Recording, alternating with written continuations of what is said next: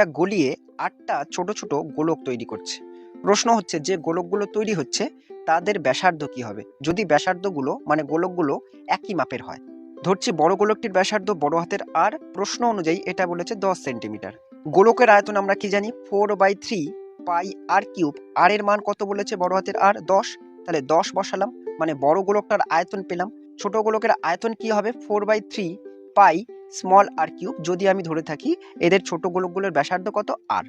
কটা গোলক তৈরি করছে 8টা গোলক তৈরি করছে, তাহলে এই 8টা এই ছোট গোলকের আয়তন এই বড় গোলকটার আয়তনের সমান, এটাই আমাদের শর্ত। 4/3 পাই পাই সব কেটে গেল, কি পড়ে আছে 10-এর কিউব মানে 1000।